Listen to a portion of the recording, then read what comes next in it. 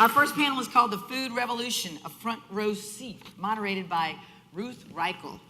Ruth was editor-in-chief of Gourmet magazine from 99 to 2009 and the restaurant critic of both the New York Times. How about Ruth? Look at this gang. Good morning. New York Times from 93 to 99 and the Los Angeles Times from 84 to 93, where she was also named food editor. She began writing about food in 1972 when she published A Feastiary. Since then, she has authored several critically acclaimed best-selling memoirs, was the co-owner of the Swallow restaurant that played a part in the culinary revolution that took place in Berkeley in the 70s. Ruth also hosted Eating Out Loud on the Food Network and executive produced Gourmet's Diary of a Foodie and Gourmet's Adventures with Ruth, and she's been a decisive judge on Top Chef Masters. To top it off, Ruth has been honored with 6 James Beard Awards, including the Who's Who of Food and Beverage in '84. I guess you can say she knows a thing or two about cuisine in America. It is our pleasure to welcome Ruth, our first moderator, who was at the Symposium in 1983, the esteemed Ruth Reichel, and panelists. Off we go. Thank you. Morning. I am not going to speak as quickly as T. I'm slowing it down a little bit here. We are kind of the elder statesman panel to set the table for the rest of the day. And with the exception of Dave, every one of us was here in 1983, which tells you a lot about the age. Yes. And what we're going to talk about today is sort of what it was like in 1983 and why we were even talking about American cuisine. So I'm going to introduce the panelists. I will start with Larry Forgione, who is, I'm sure you all know who Larry is. My moment with Larry was going to his restaurant, An American Place, and watching him come out with a jar of cream sometime in the 70s and whipping it by just shaking it. And it stunned me because in the 70s, we didn't know that cream could actually do that. And, you know, we all had that stuff that they sell in the supermarkets that's called cream. And Larry is pretty much the James Beard of our generation. Jeremiah Tower.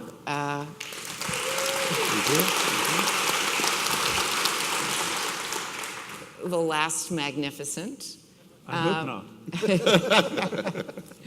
not. Who, in addition to everything else that he has done, really glamorized American cuisine. He took it from a kind of earth shoe revolution where we were all, reveling in great ingredients, and put it on a higher plane, and really changed American cuisine for that reason. Jonathan Waxman,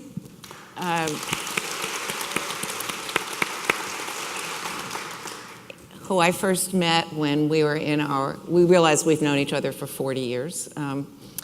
I first met him at Michael's Restaurant, which was a seminal restaurant in America, one of the first places that had all American chefs who were also educated and trying to do something new with American cuisine. And Jonathan's place in this is really, he's the one who sort of took what was then California cuisine and moved it across the country and showed New Yorkers what it was like to do, very great ingredients cooked very simply. He is also one of the great mentors of our age. There are literally hundreds of young people who owe their careers to Jonathan. Dave Wondrich, who is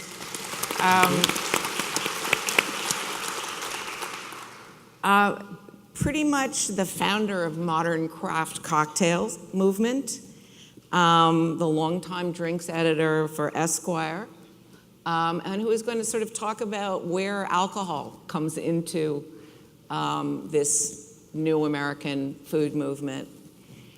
And lastly, we have a Brennan.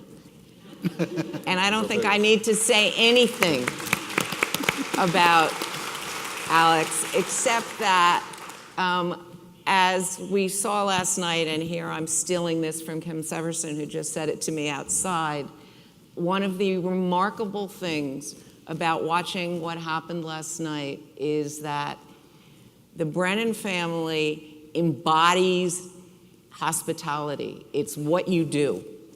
And probably of everything that happened in this new American food movement, hospitality and the way that we changed what was an American, a European model for what restaurants could be to an American one is probably the most important part of it all. And your family was absolutely instrumental in that.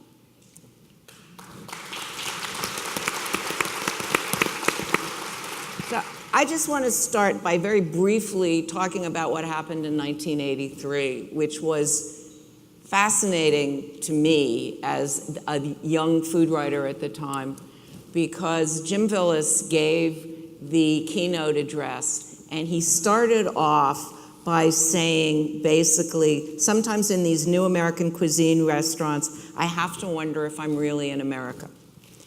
And he went off on the idea of using non-American products, of serving dishes that were not American. He hated foie gras, escargot, brie, moutarde de meaux, and he was dismayed over our, quote, fanatic concern with health. And it started a real debate about what is American cuisine. And very interestingly, Christian Millot, who was there, was the one who took the opposing view. And he said, quote, "We can't expect anything of protectionism and isolationism. A phenomenon of provincialism is developing, which could be very frustrating and dangerous." And so that whole symposium was about this debate about, can you use non-American products? Can you serve foods that, didn't originate in the Americas? And fascinatingly, I went and did a little search in the literature, and in the professional publications, there was a big debate about whether it was proper for chefs to ask farmers to raise special ingredients for them, because this whole movement might be a flash in the pan. And down the road, they would be raising these great ingredients and no one would want them. So that's how far we've traveled since then. So, Larry, maybe we'll start with you and your view of what was going on and what's going on now. Well, I think to take off on what Jim was talking about, at an American Place and at the River Cafe prior to that, I had started a movement of using only American products, but I wasn't using them as an isolationist. I was trying very much to highlight the bounty of America and the things that were American that most people didn't know about. I had the great luck to have Jim Beard as a mentor of American cuisine for me. And it was just absolutely amazing to me how many things were out there. Like you were talking about that cream. I mean, it's just, things are just everywhere. And you just had to, it came to me when I was working in Europe, that why doesn't America have, this great food? When I was there, it was thought of that, American cuisine was hot dogs and hamburgers, and haute American cuisine was lobster and steak. And you start to think about it, and as these ingredients and things were coming in from farmers all over the place, that you just say, well, this doesn't make sense that we don't have wild mushrooms in America, or we don't have wild foods in America, or we don't have great beef in America. It was because the thing that I noticed was that in Europe, farmers seemed to raise ingredients for the chef, and the everyday cook got to use the same ingredients. In America, everything was being raised for the masses, and the chefs got to use the same ingredients. So what we needed to do, or what I thought was very important to do, was to put the brakes on that and start looking for farmers that raised foods the way that my grandmother did on her farm. And, little by little, I think people noticed it. Over the years, people have asked me, oh, what's the next trend? What's this? What's that? And I said, what we're going to see over the next 30 years, this was 30 years ago, was, a strengthening of the ingredients in America, the more widespread use of it, the enthusiasm that would take place. And I think here we are at, 2018, and we're still talking about how wonderful things are. So I think in that respect, we did what we were set out to do. Thank you.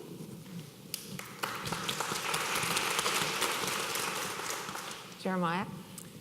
Well, in 1976, when we did the California Regional Dinner at Chez Panisse, we sent the dishwasher down in Alice's 40-year-old car to Monterey to buy prawns, and he had to stay in a cheap motel because we didn't have any money. And he brought them back, and we did that dinner. But 1983 was quite the year, as you said. I just want to read a couple of things, some menus we did at the Santa Fe Bar and Grill. In 1983, in April, was the dinner at the lunch at the Astor Mansion for a New York advertising company. And that's when there were 100 journalists. And then the following week was the first time the full-page food section had color photographs, and they called California cuisine, grilling is it, new American cuisine. And that went across the country. So that's when that started. But at the Santa Fe, because of the success of the regional dinners, French regional dinners at Chez Panisse, I thought it was time to celebrate America's culinary regions. And the first one we did was the Florida regional dinner. We had tarpon Isle rum cocktail, salty dogs, Gulfstone crab claws with key lime, old sour sauce, Palm Beach crab meat salad with avocados, Tarpon Springs fish and shellfish soup with salt cod dumplings, Cross Creek French fried eggplant with gazpacho sauce. I don't remember what that was, but anyway. Turtle Cay bananas with mango ice cream and guava pecan pie. And that was a big success. So we did the Texas regional dinner. After that Florida dinner, a writer from Metropolitan Home came to me and said, "Is this really Florida food?" I said, "No, but it should be, and with your help, it will be." The Texas and Spanish America dinner, also in 1983. Grilled Apalachicola oysters with 1883 catsup. Don't remember what that is either. Rabbit chili with mole sauce and peppered mangoes. Smoked grilled red snapper with fresh sea urchin roe sauce. Grilled goat stew with hominy, cilantro, smoky chili sauce. Hot pecan pie with chocolate ice cream. And they were, nobody bothered to ask me if that was Texas food. Everyone was enjoying it so much, so. I mean, those dinners were astonishing. I mean, I was at these dinners, and we didn't know that there was this kind of regional American food. It was astonishing. Well, we didn't know either, but we sort of, we winged it.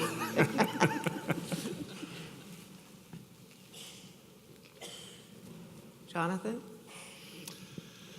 So I always think this is slightly serendipitous, this whole food movement, that, I was very lucky to have gone to Paris in the mid-'70s, and I remember when I arrived in November, my birthday, 76, that week in Paris Match, there was a picture of Paul Bocuse in front of the Eiffel Tower with the president of France and all these other great chefs standing with all their toques on. I said, there's something going on here. And when I was going to La Varenne, we studied very straightforward French cuisine, but then I started going around the country in France, and I realized that the people were twisting the knob a little bit, and things were changing. And then when I got back to America, my little brain sort of kicked in and said, well, maybe that could pass into the American food culture. And there weren't a lot of American chefs at that time in the early mid to late 70s. I was lucky to go to Chez Panisse. And then when I went to Michael's, I had Larry to tell me about all these great ingredients around the country. Otherwise, I wouldn't have figured it out. And then I had really crazy things that would happen. We started having a guy grow haricot vert in Mexico. I don't know how that happened. I can't remember the mechanism of that. And one week, the haricot vert didn't come, and I said to the farmer, why didn't? Well, we had a rabbit problem. I said, well, that didn't seem so right. Yeah, we shot the rabbits, but we missed, and we hit the haricot vert instead. Should have served rabbit. And then there was this guy from New York who arrived at my doorstep. It's a true story, Joe from Citarella, and he's got a case of fish that he's flown across the country because at that point in Los Angeles you couldn't get fresh fish. All the fisheries had closed up. There wasn't anything available. So he says, "I want to give you the real fish." He opened up this thing with these scallops and whole snappers, and he flew out for 2 years every week of this load of fish. It's a weird phenomena if you think about it. And then what started to happen was the regional people started coming to our back door. Spot prawns from Santa Barbara. I didn't know they existed. Uni from Santa Barbara. All of a sudden you started getting farmers that were doing what Larry so wonderfully explains, growing things for us. Eggplant that weren't, the size of, Catalina Island. We started getting things, and I didn't realize that eggplant came in 8 different colors and different varieties, and the whole concept of heirloom came to fro, and I think that was a huge influence on me because, I always imagine what a tomato could taste like, but I never had one. And somebody brings you these tomatoes ripe from the field, and they've got dust on them, and you smell. That's a tomato. Holy hell! And all you had to do was pop open the top, slice it, put olive oil and salt on it, and serve it. And people, they went crazy. Well, they should, because it was the farmer that did it. I was just the custodian. And I think that was a huge part of what I took from back in France was that. Chefs really, with all the technique in the world and all the ideas in the world, really are nothing without these people supplying us with wonderful ingredients. Okay, let's hear a little bit about how cocktails came into our culture. Well, there was a reason there was no representative of the bar industry on this panel in 1983. I have here my Benson and Hedges 100 presents drink recipes from 100 of the greatest bars in America from 1979. And this is from Mrs. O'Leary's in Chicago. The Gibson Girl, 1 ounce anisette, 1 ounce sweet vermouth, 5 ounces whipping cream. Ooh. Pour all ingredients, you shake it with ice, pour it into a glass and stick a licorice stick in that. Ooh. And this was curated by Playboy, the greatest authority on drinks at the time. And it's just terrible. But all these drink menus were like kiddies' menus. And, it's nice to have chicken fingers and mac and cheese every once in a while, but you don't want a steady diet of that. And American drinkers were fleeing bars and cocktails in droves. They went to wine, they went to single malt scotch. The traditionalists fought a rearguard action for the martini. And that was about it. But this was always part of American tradition. The cocktail bar, as we know it, is an American thing. In 1912, New York City drank 8 million gallons of beer in a week, 192,000 gallons of spirits, and only 25,000 gallons of wine. As a nation, we weren't wine drinkers, we were cocktail drinkers and beer drinkers. But the craft beer started coming back. The wine was greater than ever in America, and the bar was very far behind. But people resented that, a lot of people. People like a good cocktail. If you've ever had a good cocktail, it's very hard to go back to the bad ones like this. And they're just, you look at them and what was I thinking when I ordered that? And it took people like Joe Baum in 1988, who remembered when cocktails were good, put Dale DeGroff behind the bar at the Rainbow Room to show the world how elegant American bartending is, how beautiful these drinks are if made properly, how you don't have to go out to just get drunk.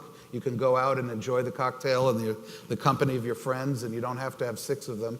The last 5 to kill the taste of the first one. You don't have to do anything like that. And it was also home enthusiasts and people who loved the tradition and loved the ideas of this. My wife Karen, who's in the audience, used to work for Larry at an American place. She was the maitre d', and for her shift drink, she and the co-check girl, Melissa Clark, who has since made quite a reputation for herself, would get behind the bar and mix up retro drinks from Mr. Boston's Guide because it was fun and interesting. And by 2000, you had the internet, which was able to, everybody who had these interests, to pool their interests, to say there's a good bartender here, there's a good bartender here, what's the history of that drink, that sounds interesting.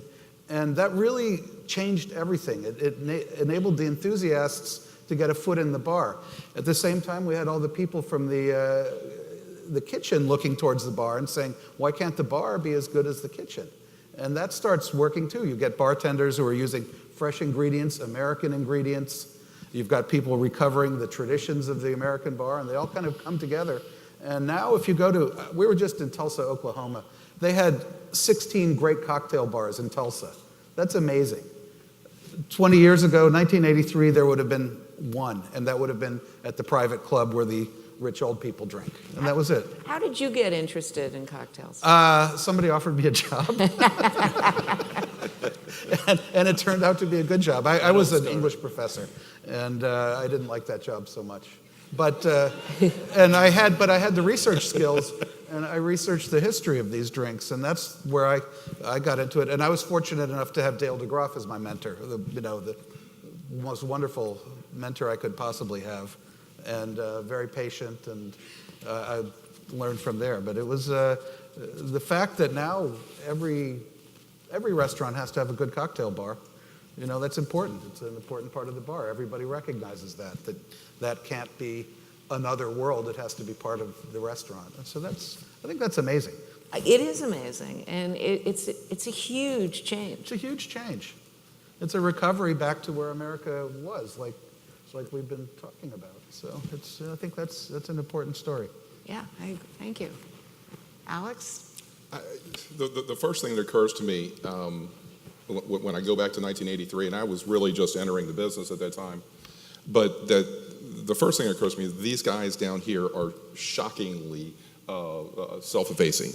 I mean, Mom, Uncle Dick had all of us studying what they were doing, and I was back from time in France, culinary school, and working in several restaurants, one in the south of France and in New York, and I mean, these guys were, it can't be understated the influence that these gentlemen had on the food culture.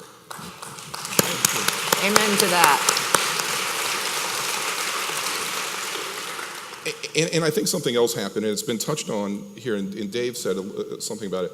Mom was a voracious reader. She read and studied everything, and she was always sharing books and articles and information with all of us. And I do think back not too long before 1983, when you were going out to dinner, often people said, well, what should we have for dinner? Italian, steak, are we going to have Mexican? They were naming every cuisine except what was happening here in America. And I was very fortunate to be able to work at a restaurant in the south of France for Chef Verger. And what I really realized there was what made that restaurant so dynamic and so wonderful is that there was a sense of terroir. There was a sense of place in that restaurant.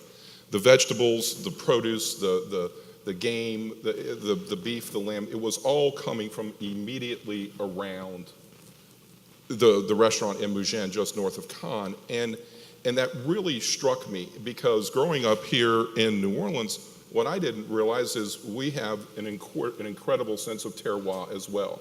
Mom always said that her mom was the best cook she ever met. And it was because she was using wonderful local ingredients. And I really think that so many different things were happening at the same time, that these guys were out there going, hey, we need better product, and finding great farmers to bring it and deliver it. And they were doing the research. They were going back, and I think authenticity is an extraordinary important word. They were going back to the roots of the cuisine in the area. So I was listening to Jeremiah talk about the menus that they were doing from the different cultures, and a tremendous amount of research. Well, that was combining with being able to get great product. And those two things were sort of coming together in the early 80s. And I think Jim Villas had a point. But like with all good points, it's not completely accurate, right? I mean, it's too far. Mom always said, she was famous. She had this expression, and those of you that work for her, you'll know what I'm talking about. She would push ahead with one hand and say, we've got to deliver the tradition dishes, the dishes that people remember, the reasons that they're coming back to us. But at the same time, we need to be pushing ahead and keeping up with what is current, bringing the modern technique, better understanding of what to do with the product, and pushing the cuisine forward. Haute Creole was born from that movement. So it's both at the same time, pushing ahead, but balancing with tradition. And I think that's when all this really started. In the 80s, and about the time of this cuisine movement. But also, I think important that our customers, the public, became interested. And they started doing research. And these guys are writing cookbooks, and people became fascinated with the subject. And so our audience was much more educated as well, and I think pushing all of us along. So I sort of think that's kind of how it's come. And now look at the Food Network. Goodness gracious, look at on TV. You can't push a button without running into some sort of cooking show. Well, the interest that's come, I think, large in part to these gentlemen and others pushing it forward. Our public is really continuing to push us, demand authenticity, demand innovation, all at the same time, and it started then. So that begs the next question is like, what do you all think that the future of American food looks like? Where are we going from here? Well, one thing that I've noticed, and two of my sons are in the restaurant industry, and my son Mark kind of pointed it out. He got it. My wife gave him a satchel with all sorts of notes in it from the River Cafe, and as you were just doing with the regional meals.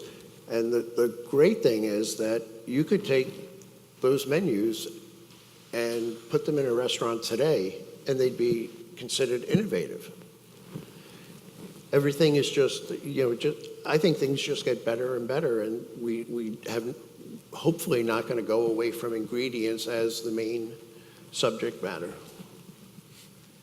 I mean, it's always has been about ingredients, and I think will be and always will be. I mean, to go back the 10 years before 1983, at Chez Panisse, my first day in the kitchen, the produce arrived on the floor, in front of me, and I looked at it all and said, I can't cook with that, it's garbage, And then a few weeks later, there was a knock on the back door, and a guy who was from a fishing boat brought in a salmon, huge salmon, and said, here is a good, had rigor mortis. And I went, wow. I said, well, anything you catch in the bay of San Francisco, bring it to me. The next day, he brought me a wolf eel, which I'd never heard of or seen before, and the ugliest thing possible. So I just made fish soup, and that's how. Then the word went out, and then these old hippies, stoned out of their minds, would come down from Berkeley Hills and bring me baskets of mushrooms, and some of them looked really. And I thought, am I going to, stone out the entire city of Berkeley with it? I don't know. So the revolution has worked very well. Yesterday in Palm Springs, the Rouget from Portugal arrived, and they were rigor mortis. I mean, they were as good. I didn't order them because I wouldn't order flying Rouget from Portugal necessarily, but they were amazing. So one of the great important things that happened was when airlines figured out how to transport food. Yeah, Jonathan once called it cuisine de FedEx. Yeah. So I think back then in the 70s, everything that exists in a Whole Foods did not exist. You couldn't get fresh herbs. You couldn't get olive oil. You had to go to Oakland to an Italian deli, you know. So it has worked amazingly well, as you say. But it has also worked too well. So now the chefs have this cornucopia of so many ingredients, they want to put them all on one plate. Yeah. And what young chefs have to realize, I think, that it's not about them. It's about the ingredients. The chef is not the grandstander. It's the intelligence and the knowledge and the passion to find the perfect ingredient, then step back and let the ingredient speak for itself. So I think it'll always be about that. Yeah, I concur. I think there's a couple things that happened that are pretty amazing. One is farmers markets across America. Santa Monica. And, you know, when I was at Michael's, the Santa Monica market didn't exist. And it started, I think, about, I can't remember what year it was, but you go there now and it rivals any market in the world. And how did that happen? Well, people demanded it. You guys demanded it. It wasn't the chefs that were out there pushing the buttons. It was you guys. And No, what happened? but it was chefs who showed people that those ingredients were possible. And But- then but people you started needed saying, can I get it? But you needed the people to buy and spend the money to make it happen. So now you get a vendor who has 8 different kinds of raspberries. It's quite phenomenal. And then the other part of the equation is that chefs now aren't going to big cities. Chefs are dispersing throughout, like Johnny Appleseed. And Johnny Appleseed was not a weirdo, by the way. He was a very calculated, smart, rich guy. And he knew exactly what he was doing. And what I see and to me is it's remarkable and very edifying for our industry is that people are either going home or looking at places that have rents are reasonable. There's a community that supports chefs, and they're going back and opening up amazing restaurants. Some of them work, some of them don't work, but they're trying it out, and I think that to me is the greatest pleasure because in the old days you drive across America and it was you had to go to fast food or some horrible hole in the wall that was like you'd probably die 3 days later of salmonella. Now you have people that are qualified chefs and cooks and front of the house people and wine people and mixologists all going to different communities, and I think that's remarkable. Yeah. And the other piece of it, I think, is that, we have a generation of young people who have grown up eating good food. And it's like you don't grow up eating good food and then one day say, and now I'm going to eat crap for the rest of my life. I mean, it doesn't happen that way. So, we're raising a generation of people who, not only demand good food, but understand that eating is an ethical act and really think about their food choices. That to me is the most exciting thing that's happened with this food movement is, I look at these kids and they're amazing. They like to cook and they're changing who cooks. When the first gourmet cookbook came out, people would come up and say, I want to buy this for my daughter. And when this, 5 years later, the second big gourmet cookbook came out and people would come up and say, I want to buy this for my son. It was like a huge change in who's cooking, how people cook.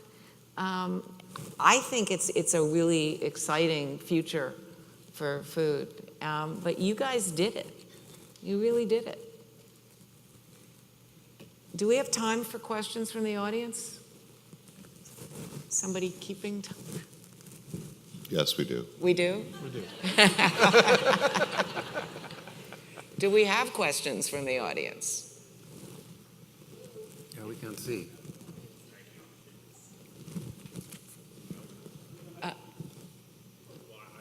There must be one question. No, there's. Good.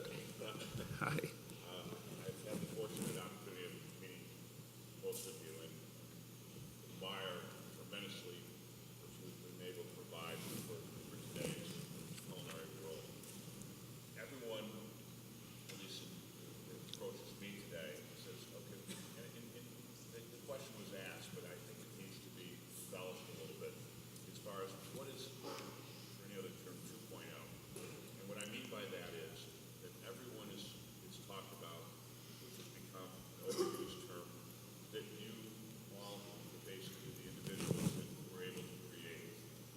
was the initiation of, i.e., farm to table. And I think, as we say today, that is inherent in almost everything that chefs are doing today. So what is that 2.0? What is the next side of that? Is it having those relationships with farms that are directly with and embedded in your organization, such as Scarborough Farms in California, or meat purveyors that are up in New York that have this direct relationship with the restaurant, such that there is no longer sort of that middle individual? Am I sort of clear on where I'm going? I'm saying, okay, you guys were ground zero, so what is it that we can expect?